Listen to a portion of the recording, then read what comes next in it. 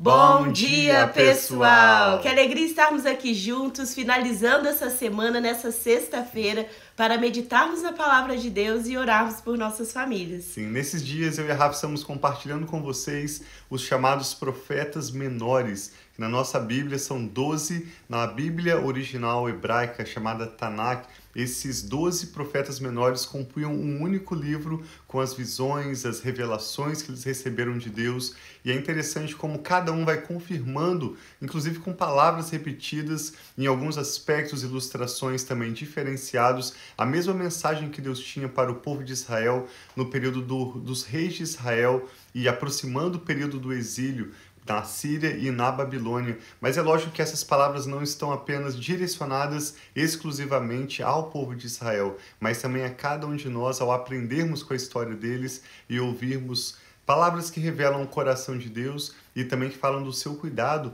para com o seu povo. Hoje nós vamos ler Obadias, que é apenas um capítulo, nós vamos gastar cerca de 4, 5 minutos para fazer essa leitura inteira. E Obadias direciona sua mensagem ao Reino do Sul, assim como a Edom, os descendentes de Esaú, para basicamente declarar que o Senhor estabelecerá o seu reino na terra e o seu reino que durará para sempre. E nesse reino não há lugar para orgulho e não há lugar para raiva. Assim nós vamos vendo como a palavra de Deus valoriza a humildade, como o fruto do Espírito é essa paciência, essa benignidade, expressões do amor de Deus, mas nada combina no reino de Deus com orgulho e com a raiva. Te convidamos a meditar conosco, então. Hoje vamos ler Obadias e ao final dessa leitura queremos orar pela sua família e pelo final de semana que está chegando também. Sim, então vamos orar pedindo ao Senhor para abençoar mais essa leitura. Vai ser uma leitura de um dia, né? Que esse livro tem só um capítulo, o livro de Obadias. Abençoar esse tempo que nós temos aqui. E no final da leitura nós vamos orar também pelas nossas famílias, pelas nossas causas de oração que nós temos colocado diante de Deus. Então, convido você a orar conosco. Pai, muito obrigado pelo teu amor, o teu cuidado. Obrigado pela tua palavra que nos ensina a cada dia sobre os princípios do teu reino. Eu peço, Pai, que nessa leitura desse livro de Obadias hoje, que nós consagramos a Ti e apresentamos a Ti pedindo que o Senhor fale conosco, que o Senhor possa falar, ministrar aos nossos corações. E, Pai, se há algum tipo de orgulho, de vaidade, de soberba em nossos corações, ajuda-nos, Pai, que isso seja retirado, que nós possamos viver, Pai, em humildade, vivermos, Senhor, em santidade, vivermos uma vida rendida ao Senhor, não apegada às nossas próprias decisões e à nossa própria vontade, mas que nós possamos perceber qual que é a tua vontade, quais são os teus caminhos para nós, Pai. Então nós apresentamos essa leitura e pedimos, fale conosco, em nome de Jesus. Amém. Assim seja. Nós vemos desde o início da leitura dos profetas menores, começando com Oséias, que havia direcionado a sua mensagem ao povo do sul de Israel. Em seguida, Joel direcionou a sua mensagem ao povo... Na verdade, Oséias direcionou sua mensagem ao povo do norte. Joel direcionou sua mensagem às tribos do sul. Amós direcionou sua mensagem às tribos do norte, e de Obadias em diante, todos os demais profetas vão direcionar suas mensagens aos povos do sul, inclusive na leitura de Obadias também a Edom, o povo edomita, que eram os descendentes de Esaú, irmão de Jacó, aquele que desprezou a bênção quando vendeu a sua bênção a seu irmão Jacó por um prato de lentilhas, como nós vemos no livro de Gênesis. Diz assim então, Obadias 1, que é o capítulo único. Visão de Obadias. Assim diz o soberano Senhor a respeito de Edom. Nós ouvimos uma mensagem do Senhor. Um mensageiro foi enviado às nações para dizer: levantem-se, vamos atacar Edom. Agora eu faço de você uma nação pequena entre as demais. Será completamente desprezado. O orgulho do seu coração o tem enganado. Você vive nas fendas das rochas e na sua elevada morada, e que diz a você mesmo: quem poderá me derrubar? Ainda que você suba tão alto como a águia e faça o seu ninho entre as estrelas, de lá eu o derrubarei, declara o Senhor. Se ladrões o atacassem, ou saqueadores no meio da noite, que calamidade o espera? Não roubariam apenas quando achassem suficiente? Quanto achassem suficiente, se os que colhem uvas chegassem a você, não deixariam para trás pelo menos alguns cachos? Entretanto, como Esaú foi saqueado, como foram pilhados os seus tesouros ocultos. Todos os seus aliados o empurram para as fronteiras, enganam você e os seus melhores amigos o sobrepujarão. Aqueles que comem do seu pão armam ciladas para você, mas você não entenderá. Por acaso naquele dia, declara o Senhor, não destruirei os sábios de Edom e o discernimento dos montes de Esaú? Então os seus guerreiros, ó Temã, ficarão apavorados, e serão eliminados todos os homens dos montes de Esaú. Por causa da violenta matança que você fez contra Jacó, o seu irmão, você será coberto de vergonha e eliminado para sempre. No dia em que você ficou por perto, quando estrangeiros roubaram os bens dele, e estranhos entraram pelas suas portas e lançaram sorte sobre Jerusalém, você fez exatamente como eles. Você não devia ter olhado com satisfação o dia da desgraça do seu irmão. Não devia ter se alegrado com a destruição do povo de Judá. Não devia ter falado com arrogância no dia da sua aflição. Não devia ter entrado pelas portas do meu povo no dia da sua calamidade. Você não devia sequer ter olhado para o sofrimento dele no dia da sua desgraça. Não deveria ter roubado a riqueza dele no dia da sua desgraça. E não deveria ter esperado nas encruzilhadas para matar os que conseguiram escapar. E não devia ter entregado os sobreviventes no dia da sua aflição. Então Deus mostra aqui que ele não se alegra quando uma pessoa se alegra com a calamidade da outra. Isso não é algo, e principalmente do povo de Deus. Sim. Então você que é um amado, uma amada de Deus, um filho, uma filha amada de Deus, no dia da sua calamidade, se tem pessoas se alegrando com isso, Deus não se agrada das pessoas se alegrando, porque muitas vezes tem momentos de aflição, momentos de dificuldade, mas Deus é aquele que vai nos ajudar a sair desse momento. E Ele não quer que ninguém se alegre, Ele não quer que nós também não nos alegremos com a calamidade de outra pessoa, principalmente um irmão ou uma irmã em Cristo. Sim, essa é basicamente a mensagem do livro de Obadias, ainda há mais alguns versículos para lermos, mas nós percebemos nesse contexto o coração de Deus para, no momento apropriado, proteger e até mesmo vingar o seu povo. Todo orgulho e toda altivez contra o povo de Deus e ultimamente contra o seu propósito serão julgados pelo Senhor.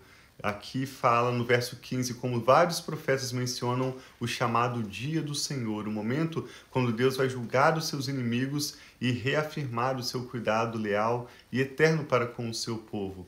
Obadias 1,15 diz: pois o dia do Senhor está próximo para todas as nações, ou seja, não haverá exceção. Como você fez, assim será feito a você. A maldade que você praticou recairá sobre você. Esse verso nos lembra as palavras de Jesus, que diz para nós não julgarmos, porque da mesma maneira como nós julgarmos o nosso próximo, nós também seremos julgados. Com a mesma medida que nós usarmos para medir os outros, nós também seremos medidos. Como vocês beberam do meu castigo no meu santo monte, assim todas as nações beberão sem parar. Beberão até o fim e serão como se nunca tivessem existido. Mas no Monte Sião haverá um refúgio, haverá santidade, e a descendência de Jacó possuirá a sua herança. A descendência de Jacó será um fogo, e a de José uma chama, mas a descendência de Esaú será a palha. Eles a incendiarão e a consumirão. Não haverá sobreviventes da descendência de Esaú, declara o Senhor. Os do Neguebe se apossarão dos montes de Esaú, e os da Cefelá ocuparão a terra dos filisteus. Eles tomarão posse dos campos de Efraim e de Samaria, e Benjamim se apossará de Gileade. Os israelitas exilados se apossarão do território dos cananeus até Sarepta, e os exilados de Jerusalém, que estão em Sefarade, ocuparão as cidades do Neguebe. Os libertadores subirão ao monte Sião para governar a montanha de Esaú, e o reino será do Senhor. Amém. Então, Obadias conclui a sua visão, ou a revelação dessa visão, declarando que o reino será do Senhor. E nós aprendemos no contexto geral das Escrituras que o reino de Deus é um reino de paz, um reino de justiça, um reino de alegria no Espírito Santo. Aquilo que está no coração de Deus. Quando nós escolhemos viver no reino de Deus, nós compartilhamos dos mesmos valores que estão no coração do Senhor.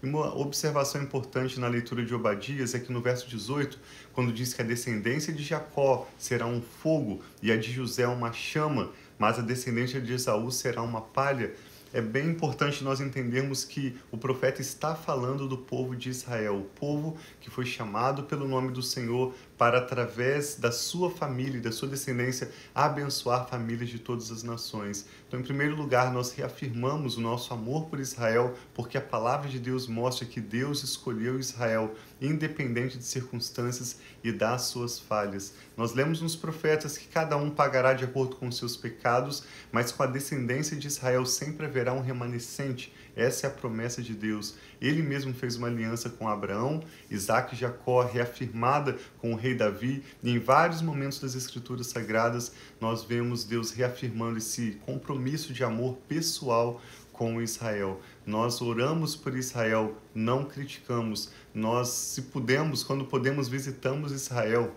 É um lugar onde aprendemos tanto e nós falamos bem e não mal de Israel. São 3 maneiras de nós demonstrarmos ou vivermos de forma prática o nosso amor por Israel, assim como Deus ama Israel. Nós oramos por Israel, nós visitamos, investimos de toda forma que podemos, até mesmo financeiramente, para suportar Israel, e nós falamos bem e não mal do povo de Israel. Em segundo lugar, é interessante nós vermos Paulo fala sobre isso em Romanos capítulos 9, 10 e 11, que todos os gentios que recebem do conhecimento da palavra de Deus e alinham seu coração com a vontade de Deus, creem em Deus, são chamados gentios, se tornam um com Israel para formar um só corpo, que é a igreja de Jesus Cristo. Ou seja, a igreja, é importante nós sabermos disso, a igreja não substitui Israel no plano de salvação, mas os chamados gentios se unem com o povo de Israel para formar um só corpo, o corpo da igreja de Jesus, na qual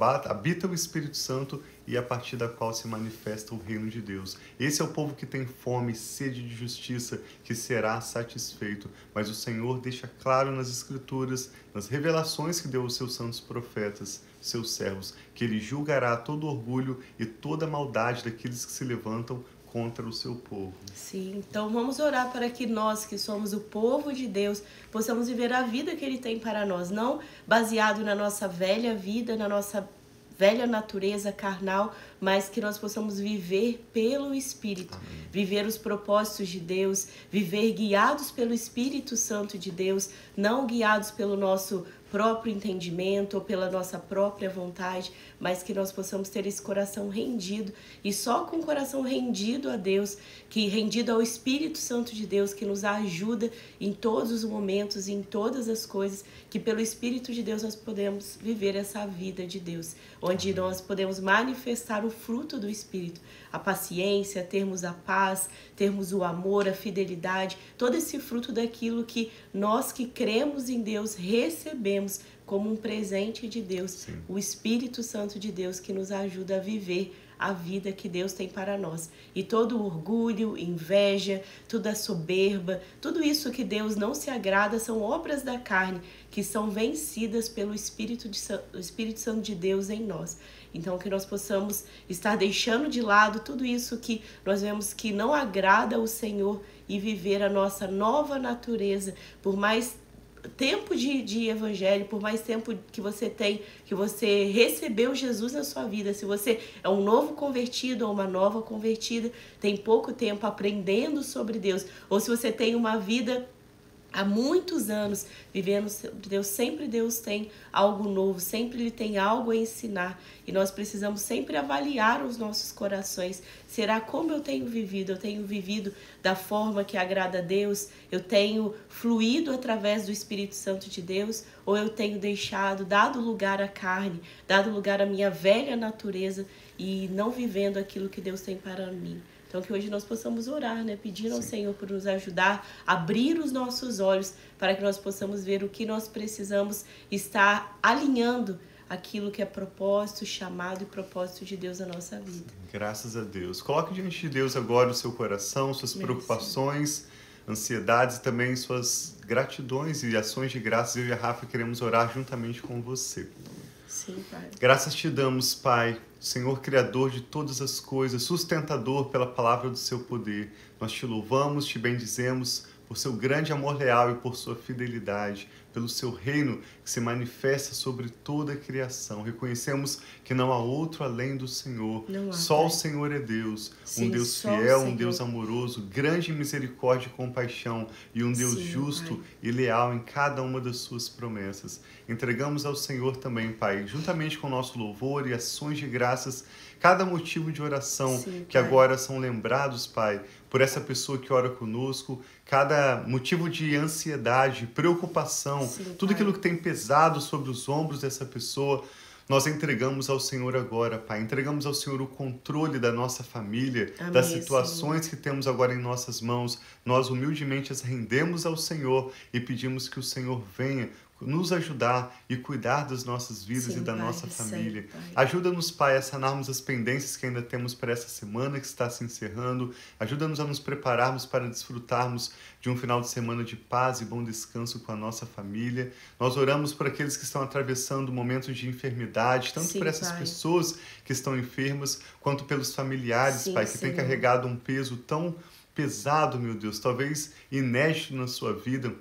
Oramos por aqueles que estão procurando uma oportunidade de trabalho já há bastante tempo e têm tido dificuldade para encontrar a oportunidade que combina com eles, o melhor que o Senhor já tem preparado para essa pessoa ser abençoada e também ser uma bênção onde vai trabalhar. Oramos pelas casas, Pai, onde tem havido briga e discordância. Pedimos paz, pedimos, Pai, a bênção da honra, do favor da sua graça, para que essa pessoa que ora conosco perceba no seu lar a paz do Senhor, que excede todo o entendimento humano e que guarda os nossos corações e mentes em Cristo Jesus. Entregamos ao Senhor nossa família sem reservas, todas as nossas causas, tudo que toma o nosso nome, e pedimos que o Senhor tenha liberdade para cumprir para conosco o seu bom propósito. Amém, Senhor. Manifesta em nossas vidas a tua perfeita vontade, ó Pai, nas nossas casas, em toda a terra, assim como é feita no céu. Amém. Pedimos, Pai, o teu cuidado, a tua graça, a tua bênção que nos enriquece e não acrescenta dores. E pedimos também que o Senhor nos proteja e livre de todos os males. Que o Senhor abençoe o nosso final de semana, todo o nosso futuro, tudo que toma o nosso nome. Entregamos sob os teus cuidados e sob o senhorio de Jesus. Oramos ao Senhor, Pai, com fé e com ações de graças, em nome do Senhor Jesus. Amém. Que Deus abençoe muito a sua vida, a sua família. Assim seja. Que você permaneça em fé, firmes. E um ótimo final de semana. E nos voltamos, né, do domingo para lermos o novo livro, o livro de Jonas. Sim, e Jonas tem uma mensagem tão linda, enviado também ao sul de Israel e também ao povo de Nínive. É uma mensagem de salvação àqueles que estão além de Israel, os gentios, uma forte mensagem da graça de Deus, como eu nunca vi antes nos profetas. Vai ser muito lindo, te convidamos a acompanhar conosco a partir desse domingo, então, a leitura do profeta Jonas. Obrigado por participarem conosco, também por compartilhar com alguém de quem você se lembra agora. Deus abençoe a sua família, nós amamos vocês. Shabbat Shalom. Um abração e ótimo final